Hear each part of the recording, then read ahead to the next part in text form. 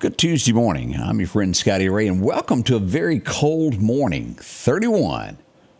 It's going to warm up, though. 67 is the high set for today. It will be better before the day is out. And thank goodness, we're headed for some 80-degree weather. We got all the details on that this morning to fill you in on that. Hopefully, this will be the last day that we sit around and our teeth chatter here in the Deep South. We'll find out. We'll give you the details here in just a moment. Let's quickly pull up radar before we get things started this morning. Look at this. We are showing showers in North Mississippi as we go to Meridian Honda radar there. As we'll look at this here in the Delta, we start seeing showers around Greenville, Winona, Duck Hill, these areas around Grenada, even up to Clarksdale to Tunica, right on into West Memphis and those areas there. And all this blue, yep, we're still under a freeze warning until 8 o'clock this morning. May have been 9 o'clock. Let me go back and check that. Yeah, it's 9 a.m. That writing's little, isn't it? I thought so. We're going to stick with that anyway. Got kind of blurry there, didn't it? Okay, it was just my end. I do hope your morning is starting out well. We got a lot to talk about this morning beginning at 7 o'clock. Don't miss the morning show. Odie will be in here in just a little bit as we get this going. Right now, let's head out to Collinsville to the First Baptist. Get a little message this morning. Have you ever given thought to how people are publicly identified? You may think of common relational descriptions like husband, wife, mom, dad, brother, or sister. But what about famous people and public figures? In our culture, we often identify people by titles, like Bill Gates, the founder and CEO of Microsoft, or Joe Biden, the President of the United States. Or if you like sports, we all know, whether we like it or not, that Tom Brady is the GOAT. These titles identify specific individuals and tell you something important about them. In the culture of Jesus' day, people were identified in much the same way, and Jesus makes reference to this in Matthew 22, 41 through 46. While some Pharisees were gathered together, Jesus decided to ask them a question. What do you think about the Christ, and whose son is he? And the Pharisees rightly answered, well, the Christ is the son of David, the former king of Israel. And Jesus responded by quoting David from the Psalms. And in the quoted passage, David refers to the Christ directly as my Lord. So Jesus asked them a second question. If David calls the Christ my Lord, how can the Christ be his son? And Matthew records for us that none of them was able to answer his question. Well, today I want to pose the same question to you. Who is the Christ and whose son is he? Jesus claimed and his followers believed that he was the promised Messiah, the Christ, the Son of God, sent to bring salvation and life to his people, which he purchased by his blood on the cross and guaranteed by his bodily resurrection from the dead. In essence, he is Jesus the Christ, the King of Kings and the Lord of Lords. Can you fathom the weight of the titles Jesus possesses? Well, there was a very well-known pastor in Memphis who I believe understood the weight of Jesus' claims, and here's what he said about it. It is an indisputable historical fact that a man named Jesus of Nazareth was crucified under the order of Pontius Pilate at the request of the Jewish religious leaders of the time, and that he was buried in the tomb of Joseph of Arimathea. Jesus claimed to be God, and when he would not recant his claim, they put him to death. The only question that remains is this: was Jesus in fact who he claimed to be? And that's the question we all must answer. What will we do with Jesus, who is called the Christ? As Dr. Rogers said, if Jesus didn't rise from the dead, then nothing really matters. But if Jesus did rise from the dead, nothing but that really matters. Who do you say Jesus is? Your answer to that one simple question will resound forever. Change begins in you. The Change Begins in You is brought to you in part by Piggly Wiggly of Collinsville, Patrick Allen Companies, Mitchell Tire and Wrecker in Collinsville, and Mowdy Cabinetry. And welcome back. I'm your friend Scotty Ray. We want to remind you as we get this going, and we'll bring this up at 7 o'clock, we've got reports of a horse out Highway 493 near Arkadelphia Baptist Church. If you're going to be in that direction, 493 in that area, 2-lane, 2 horses. Be careful. It's still dark outside. We don't want any accidents happening this morning. Those never turn out well, do they? Let's hope they get back to their fence there and get taken care of. Over the next few days, we don't know when this will happen. We were first told that it could possibly be today. Now they're saying tomorrow at the earliest. Will former President Trump be arrested? It's getting sticky. Some put the Soros bunch behind this, but, well, they're after him. Something is going to happen. Most political analysts say by doing this will make him bigger than life. We'll find out. Regardless of those who want DeSantis to be this, he still leads DeSantis 14 points in every poll that is out there. I think DeSantis is a good fellow, or DeSantis, however you pronounce his name. I think he's a good fellow. They'd make a great team. We'll see what becomes of all this.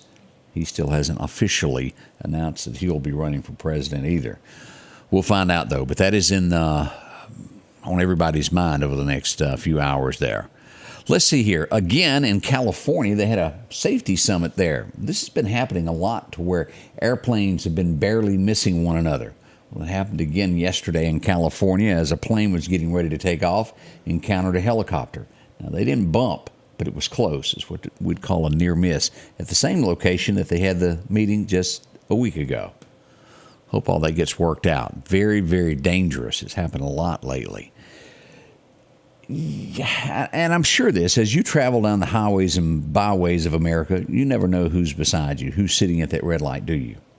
We don't. We go to Seattle, Washington for this next story this morning where there was a car accident. Car lost control, struck a home. And lo and behold, you'll never believe what was in the trunk. 63-year-old man, bound, taped, being held. He was abducted by an 18-year-old. We don't know who or why, but we do know that happened. He climbed out of the back of the car after the car wrecked and the trunk popped. Miracle all in itself, isn't it? No telling what was going to happen to that man. And it does make you want to say, what is the world coming to? It truly does. There's so much goes on we don't understand and why. Take New York, for example. No one was there to help. Queens is where this went on. A parking place. Two people got in an argument over it, so two other people jumped on him with a baseball bat. He has brain injury for life now over a parking place.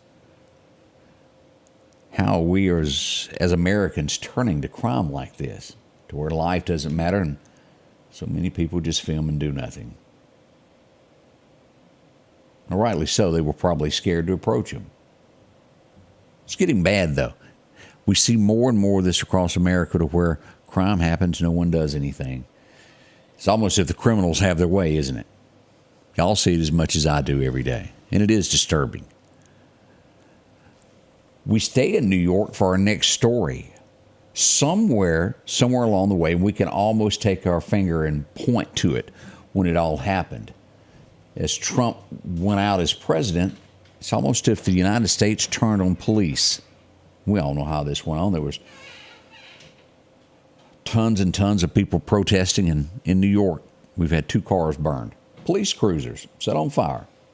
No one saw anything. No one's doing anything. A total lack of respect for the police.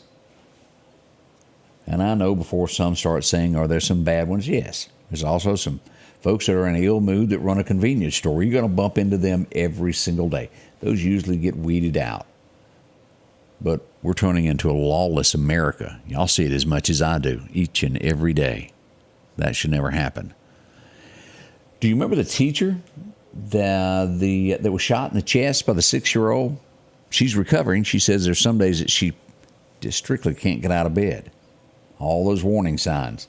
The school done nothing. It was reported, and they done nothing to protect her or the safety of the other children.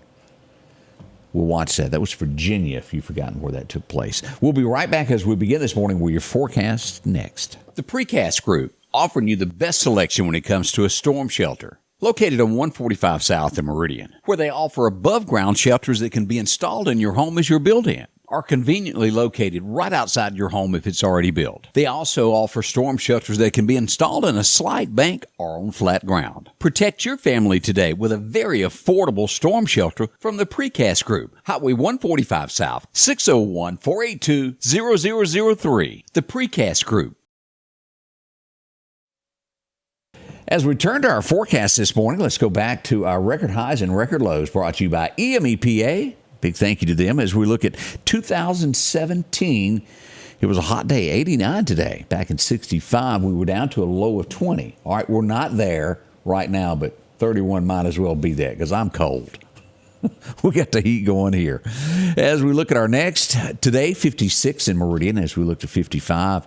And nope. That's wrong. It's 67 today. That's a correction on that map. As we come across, and let's go here to Alabama, boy, that don't want to work right today. As we look at Alabama, this is pretty much the same temperatures that will be in Mississippi. 66 there at Demopolis. We should see 66 there in Livingston as well. Over to Birmingham, 64, 67 in Selma. For the most part, we'll have clouds here and then gradually becoming sunny by late afternoon. Now, freezing temps through this morning. As we look at this is this area here, all the way back over to Scott County, just across that line from Newton County. We look at this as we'll come across. Here's the severe weather that we're lined up to receive on Friday.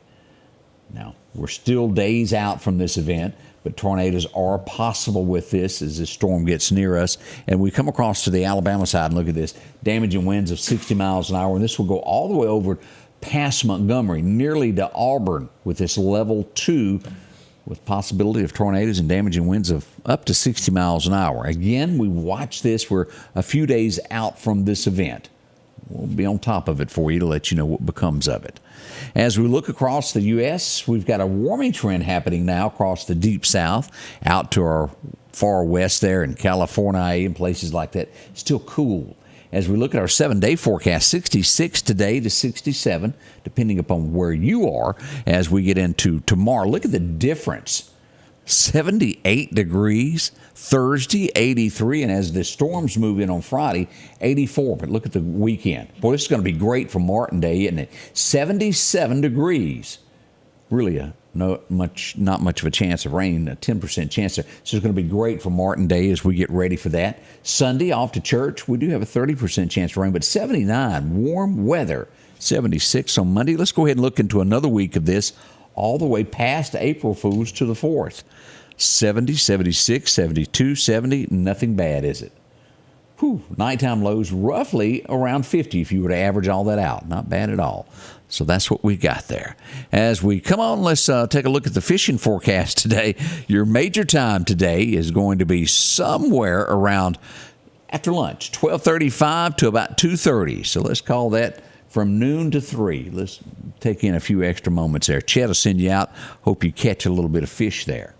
That's what we've got. Now we got Odie standing by. He's ready. He's calculating. He's got plenty to talk about today. A lot of situations that have gone on over the last 24 hours. We'll tell you about Newton. A lot happened in the Newton area overnight. We also got a police presence in Lauderdale County in the southeast area. We'll dig into all of this morning. Stand by. We'll be back in roughly, I think, about 14 minutes from now, if I looked at that right. Small writing today. I may have to dig up some spectacles to read all this. Joyce Stamper, how are you this morning? Good to see you. Also, we see Teresa Spivey. Good morning, Benny Egler. Glad y'all are up and at 'em joining us today. Miss Janice Bound, so many of you. DeKalb joins us. Decoy, glad to see y'all. Again, we'll be back with all the latest headlines of local, state, and a few things that happened nationally over the last 24 hours. We'll see you in just a few moments. The Scotty Ray Report is brought to you by our following partners.